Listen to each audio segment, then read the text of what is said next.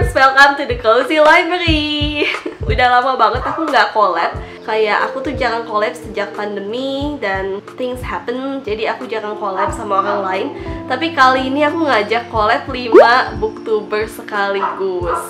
Jadi aku tuh minta mereka kasih aku rekomendasi buku yang paling mereka suka dan belum pernah aku baca gitu. Dan aku penasaran sih rekomendasi apa yang para booktuber hebat ini bakal kasih.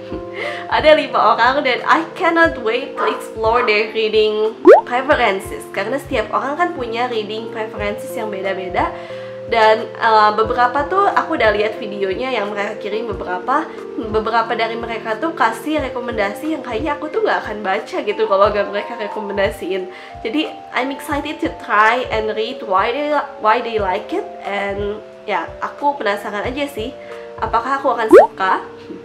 Jadi aku akan baca 5 rekomendasi buku dari 5 booktubers, dan yang aku baca cuman bab pertamanya aja, karena bab pertama buku itu sangat menentukan apakah aku bakal lanjut atau enggak. Jadi mari kita lihat apakah buku ini sebagus yang mereka katakan. Let's go! Sebelum itu jangan lupa buat subscribe di bawah sana dan klik lonceng notifikasinya. Like this video if you like it and check my other social media here. Oke, yuk langsung aja kita lihat siapa booktuber pertama dan bukunya apa sih. Ya, ini dia. Ada 3 buku yang mau aku rekomendasiin untuk Sherry. Yang pertama adalah buku pertama dari serial Goosebumps klasik yang judulnya Welcome to That House, atau versi Indonesianya Selamat Datang di Rumah Mati. Dari dulu aku pengen banget Sherry bisa baca Goosebumps, karena percaya deh, nggak semenyeramkan itu kok. Dan cukup menyenangkan juga untuk nostalgia masa-masa 90-an. Buku kedua yang aku rekomendasiin adalah It Ends With Us yang ditulis oleh Colleen Hoover. Aku senang banget sama buku ini, dan aku lihat buku ini tuh masih banyak diperbincangkan di dunia Bookstagram dan BookTok. Jadi It Ends With Us ini adalah salah satu cerita romance yang ditulis oleh Colleen Hoover yang paling terkenal, yang bicara soal toxic relationship dan gimana susahnya orang keluar dari toxic relationship itu. Buku ketiga yang aku rekomendasiin adalah ini, Educated, yang ditulis oleh Tara Westover. Setelah aku baca, ini bagus banget bukunya, sampai setahu aku Michelle Obama dan Bill Gates tuh juga suka sama buku ini. Educated adalah sebuah memoir yang mengisahkan gimana Tara ini yang waktu kecilnya nggak pernah sekolah sampai akhirnya bisa menempuh pendidikan pasca sarjana di Cambridge. Kisah Tara benar-benar menginspirasi, dan sayang banget kalau nggak baca buku ini karena memang bagus banget. Oke, itu aja rekomendasi dari aku untuk Sherry. Semoga dibaca ya. Oke, jadi ini buku yang pertama yang direkomendasiin Kak Krisan. Dari 3 itu aku pilih yang aku paling penasaran aja deh ya. Dan aku memang penasaran sih sama buku ini. Judulnya adalah Educated karya Tara Westover. Karena buku ini kayak ada buku lain yang kayak menggaslighting buku itu. Jadi ibunya Tara buat buku yang tandingannya buku Educated ini. Judulnya adalah Educating kalau nggak salah. Makanya aku penasaran kenapa buku ini terkenal itu. Dan aku bisa pinjem di Libby, so happy karena aku tahu ini buku yang terkenal banget. Aku kira kayaknya bakal ada yang ngantri lah seenggaknya, ternyata bisa pinjem langsung. I will borrow it now. Jadi aku kemarin sengaja minta mereka kasih rekomendasi buku yang aku bisa baca secara digital aja. Karena ya satu, mahal dong kalau harus beli 5 buku. Yang kedua, lama gitu. Dan ini adalah pilihan yang paling cepet nih kalau bisa dibaca online gitu. Nah, ini aku udah pinjem bukunya Educated karya Tara Westover. I can't wait to read it. Okay, I will read it now.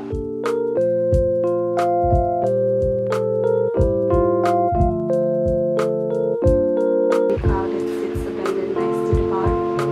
The wind snores, whipping my hair across my face, pushing a chill down the open neck of my shirt. The gales are stone disclosed to the mountain. Hey yo!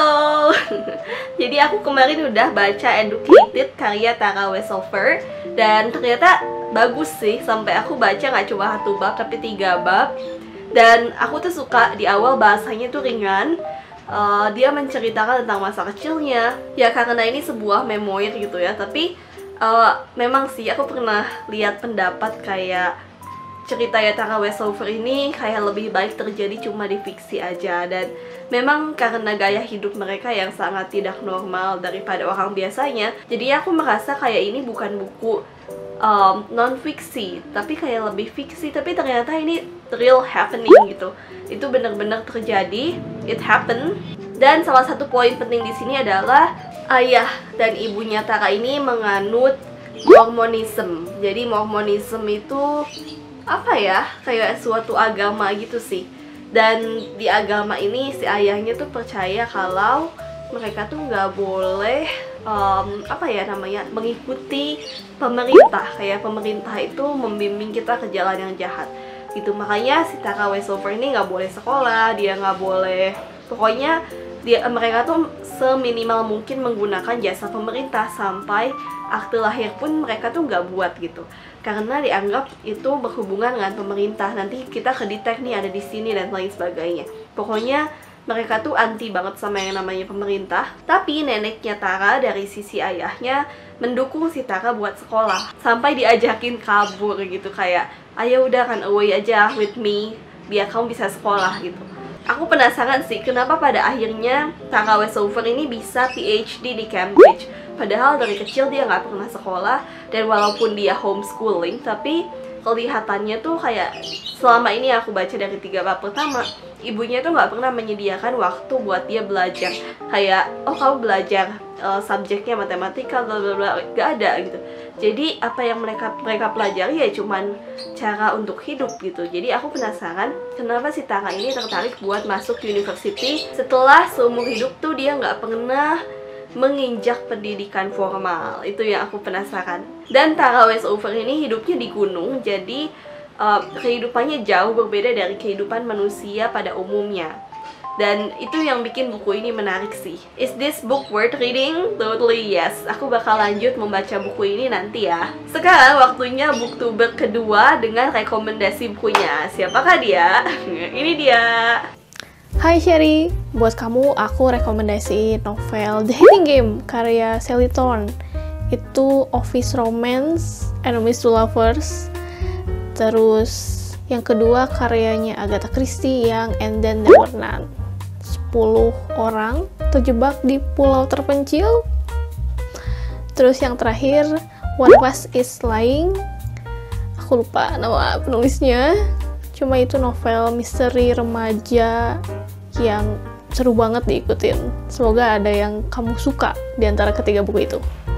Jadi dari rekomendasinya Kak Din tadi, karena aku lagi nggak mood membaca office romance dan buku satunya lagi, jadi aku pilih bukunya Agatha Christie. Dan aku tuh udah denger buku ini katanya bagus banget. Judulnya And Then There Were None. Aku udah pinjem di Libby. And Then There Were None, covernya serem amat ya. Walaupun cuma gantungan gitu, tapi serem menurut aku sih. Kayak creepy-nya tuh dapet gitu. Dan tadi aku udah lihat bagian depannya, dan ada satu kayak rhyme puisi gitu, anak-anak, tapi ternyata serem juga ya gitu. Aku nggak sabar sih buat baca buku ini yang katanya tuh bagus banget. Ini salah satu karya Agatha Christie paling bagus, jadi aku nggak sabar pengen lihat gimana nih chapter pertamanya dan apakah buku ini worth reading. Let's see. Aku baca dulu ya. Bye.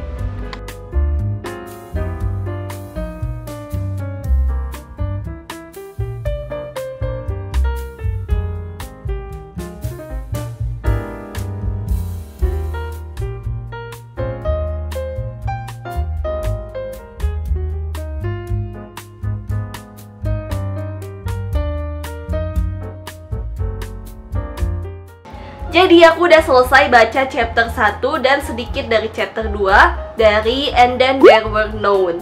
Jadi uniknya di awal ini diceritain kisah orang-orang yang berangkat ke suatu pulau.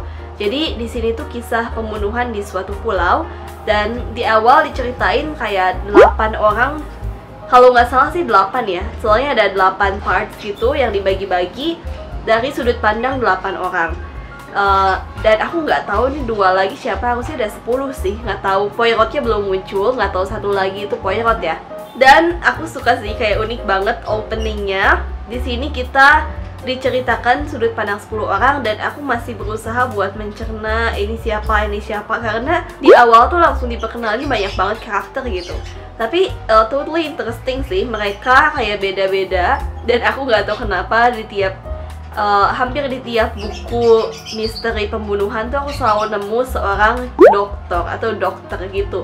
Jadi di sini juga ada satu tokoh dokter, ada tokoh yang dia guru, terus ada tokoh-tokoh lainnya juga dengan latar belakang yang berbeda-beda. Aku nggak sabar sih lihat kira-kira sebenarnya apa yang menunggu mereka di Soldier Island. Jadi mereka dibawa ke Soldier Island. Overall, is it worth reading? Kind of yes, cuman aku agak pusing aja. Di awal masih banyak karakternya gitu dan aku tuh belum grasp, aku belum nangkep satu-satu ini siapa gitu. Jadi mungkin di awal perlu banyak mengingat-ingat tokoh-tokoh yang ada karena ada banyak gitu. Oke, itu dia buat buku yang kedua dari Booktuber kedua. Thank you banget Kak Adin udah ngerekomendasiin aku buku And Then There Were None. Sekarang kita lihat Booktuber ketiga dengan rekomendasi bukunya yang lain. Ini dia. Hai semuanya, hai Sherry juga yang di sana, yang di sana atau di sana, ya dimanapun dia meletakkan sudut scene ini. Nah, pasti udah tahu, mungkin udah dijelaskan oleh Sherry juga, kita berdua ini collab. Nah, di sini gue bakal memberikan 3 rekomendasi buku yang menurut gue bagus, dan karena gue suka horor mungkin ada 1 atau 2 yang horor dan 1 yang lebih heartwarming yang biasanya Sherry suka. Judul pertama yang akan gue kasih itu adalah Frankenstein yang ditulis oleh Mary Shelley. Ini klasik yang ya menyentuh lah. Bisa memberikan pelajaran hidup yang banyak, ada kisah cintanya, ada pembalasan dendamnya, dan sebagainya. Buku kedua juga klasik, itu judulnya adalah Trio Musketeer. Yang belum lama ini gue baca, itu tentang kepahlawanan heroik pada tahun 1800-an. Itu ditulis oleh Alexander Dumas. Buku ketiga yang akan gue rekomendasikan ke Sherry itu adalah tulisan dari Rudyard Kipling. Mungkin sebagian taunya dari The Jungle Book yang ada Mowgli, yang sebagainya, udah diadaptasikan berbagai film dan cerita dan sebagainya. Nah, kali ini itu ada buku side story-nya. Itu cerita tentang teman-temannya Mowgli. Judul bukunya itu Rikki Tikki Tavi. Semoga gue bener ngucapin judulnya. Ya kurang lebih kayak gitulah. 3 rekomendasi buku dari gue yang nantinya boleh Sherry pilih untuk dibaca. Kita collab, saling tukar-tukar buku bacaan. Dan ya kurang lebih kayak gitu deh. Dah. Nah, dari ketiga buku yang disebutin sama Kak Rio, aku penasaran sama Rikki Tikki Tavi. Dan aku cari, ini tuh cerita tentang binatang gitu, dan aku suka cerita-cerita binatang atau fable. Dan ternyata ini adalah kumpulan short stories. Aku nggak nemu bukunya di Libby, tapi karena ini klasik, jadi itu legal buat di download gitu. Akhirnya aku cari di online dan aku nemu salah satu site dimana aku bisa lihat dan download short story Rikki Tikki Tavi ini. Dan ternyata cuma 8 halaman, jadi aku bakal baca semuanya aja karena cuma 8 halaman. Sebenarnya nggak pendek juga sih, karena tulisannya lumayan kecil gitu, tapi I'm positif aku bisa baca semuanya sih. Jadi aku akan baca dulu di laptop. Word and Rikki Tikki Tavi walk single hand through the bathrooms of the big bungalow in Segoli Cantonment. Darcy, the tailor bird, helped him, and Chun Chun Ra, the muskrat, who never comes out into the middle of the floor but always creeps round by the wall, gave him advice. But Rikki Tikki did the real fighting. Jadi Rikki Tikki itu adalah seekor mongoose. Kalau di bahasa Indonesia katanya garangan namanya. Aku nggak gitu hafal juga apa ini ya. Ini tuh kayak suatu apa ya? Aku nggak tahu nama hewannya. Kalau kalian ada yang tahu boleh tulis di komen di bawah. Aku nggak tahu ini nama sehari-harinya tuh apa gitu.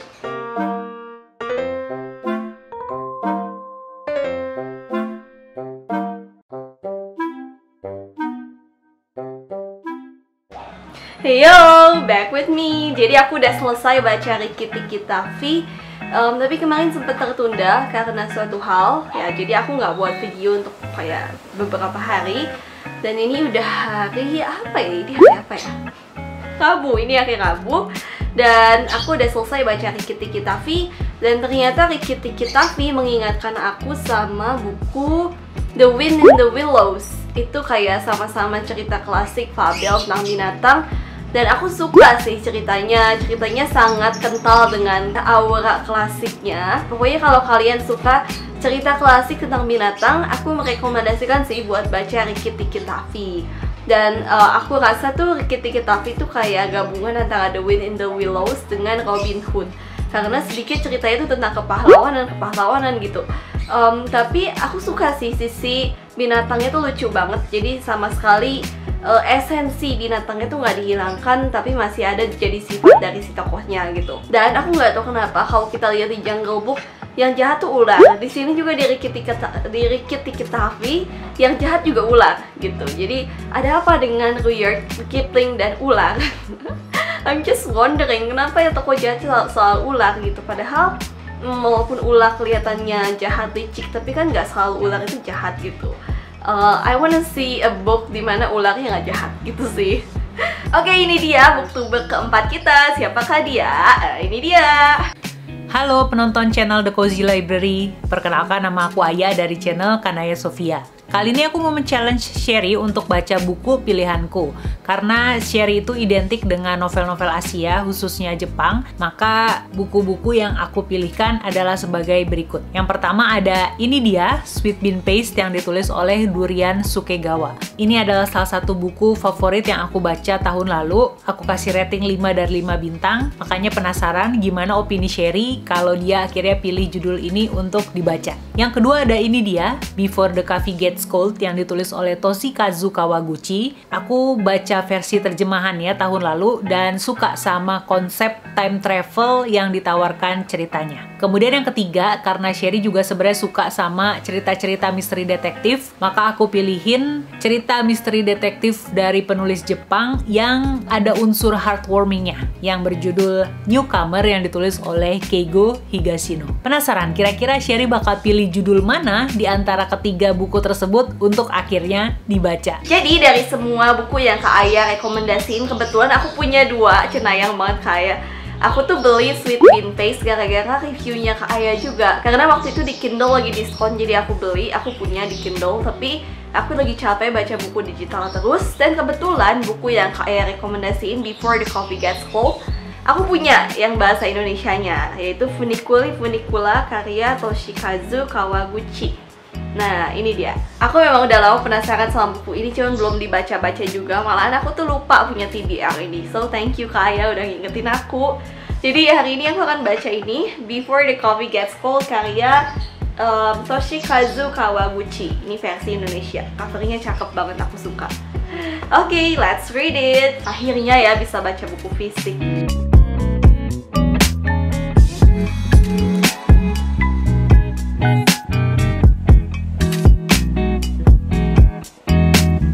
Oke, jadi aku udah baca Funiculi Funicula karya Toshikazu Kawaguchi. Dan bab pertama ini ternyata cukup panjang sih, karena kalau nggak salah ya, ini tuh 3 cerita pendek atau 4, dan satu babnya adalah 1 cerita pendek. Jadi aku udah selesai baca 1 cerita pendeknya, dan cerita pendek ke-1 itu sampai halaman 60 pas. Jadi kesan pertamanya aku baca ini Funiculi Funicula, beneran penulisannya bagus banget. Kayak waktu pas baca, penulis saya tuh apik, terjemahannya apik, aku suka sih. Dan ceritanya tuh unik. Jadi ada sebuah cafe namanya Funiculi Funicula, dan di cafe ini ada rumor kalau kamu bisa kembali ke masa lalu dengan syarat-syarat tertentu. Akhirnya karena Fumiko, si tokoh cewek utama dalam cerita pertama, pingin kembali ke masa lalu buat ketemu mantan pacarnya, akhirnya dia ke cafe itu buat membalikan keadaan. Dan sebenarnya ini lebih ke novel slice of life, like magical realism. Jadi agak fantasi tapi masih terjadi di realm dunia ini gitu. Dan aku suka karena aura tempatnya tuh unik banget, magical banget. Dan kisahnya juga sangat sehari-hari, jadi kamu pasti kebayang gitu kisahnya. Walaupun kisahnya sederhana, tapi apa ya, kisahnya tuh tetap magical gitu, itu ya aku suka. Tapi seperti novel-novel Jepang biasanya, nggak ada closure yang benar-benar closure di kisah pertamanya, itu yang minusnya. Tapi aku suka sih, pesan pertama baca Funiculi Funicula, dan ternyata ini nggak setebal ya aku bayangkan gitu. Nggak tahu kenapa, kayaknya tulisannya memang lebih besar gitu. Ini cuman 223 halaman, aku kira ini 300-an gitu. ternyata cuma 223. Pendek kan? Aku rasa kamu yang suka novel-novel Jepang slice of life dengan magical realism akan suka sama novel ini. Dan novel ini juga ringan karena isinya kan kumpulan cerita pendek, jadi kamu nggak usah ngikutin ceritanya sampai habis banget baru berhenti gitu sih. Oke, that's it my review for Funicula. Oke, next ini dia booktuber yang terakhir yang akan aku baca bukunya. Siapakah dia? Ini dia, jeng jeng. Hai semua, aku Dante dari Dante's Book Talk, dan di video singkat kali ini aku mau merekomendasikan 3 buku yang menurutku Sherry harus coba untuk baca. Jadi yang pertama ada The Road, karya Cormac McCarthy. Novel post-apocalyptic ini mengisahkan seorang ayah dan anak yang berusaha untuk bertahan hidup di tengah dunia di mana manusia telah berubah menjadi kanibal. Yang kedua adalah No Country for Old Men. Yang satu ini sebenarnya masih ditulis oleh penulis yang sama, yaitu Cormac McCarthy. Cuman kali ini kisahnya mengisahkan seorang pencuri yang dikejar oleh seorang pembunuh berantai yang juga dikejar oleh seorang sheriff. Jadi kisah novel yang satu ini sebenarnya tentang 3 orang yang kejar-kejaran gitu. Dan yang ketiga ada The Inferno, yang merupakan buku pertama dari puisi epic The Divine Comedy karya Dante Alighieri. Nah, sebenarnya aku tahu bahwa buku-buku yang baru saja aku sebutkan ini tuh sebenarnya adalah tipe-tipe buku yang Sherry itu aku yakin mungkin tidak terlalu sering baca. Tapi share, semoga kamu bisa enjoy buku yang aku rekomendasikan dan mungkin mulai mencoba membaca buku yang sedikit dark. Yaudah, itu aja dari aku, dan sekali lagi thank you Sherry buat kolaborasinya. Jadi dari rekomendasinya Dante, akhirnya aku memilih No Country for Old Men. Penasaran aja sih kayak kenapa Dante suka buku ini gitu, dan dari semua deskripsi bukunya kayaknya ini yang paling menarik perhatian aku. Ini aku udah pinjem di Libby, No Country for Old Men, dan aku akan baca dulu bab pertamanya dari Cormac McCarthy. Semoga aku suka ya Dante. Oke, I will read it first.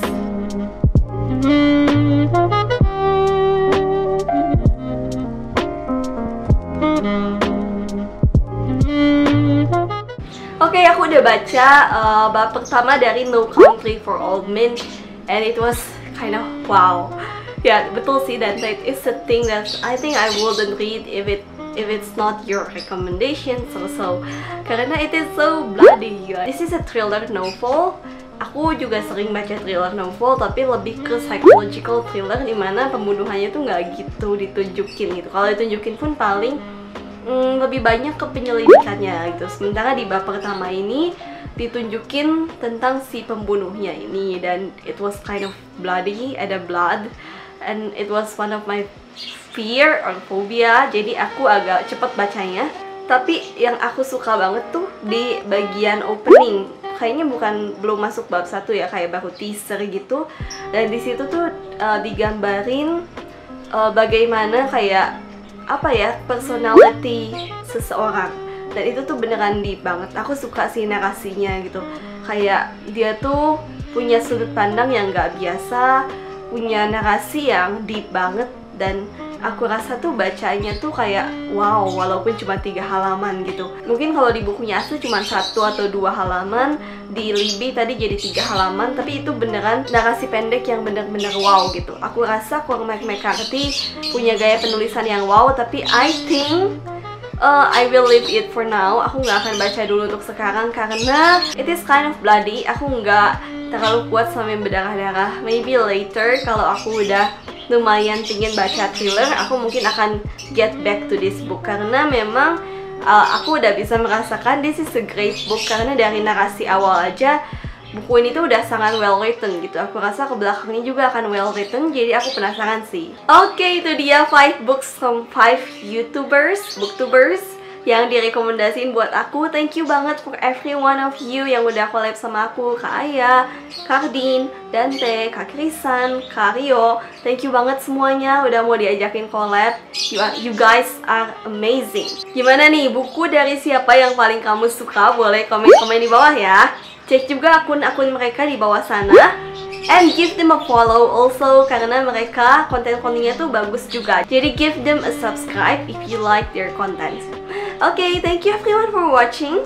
It's been a joyful video. I love bookish vlogs. Aku harap bisa bookish vlog lagi more often ya.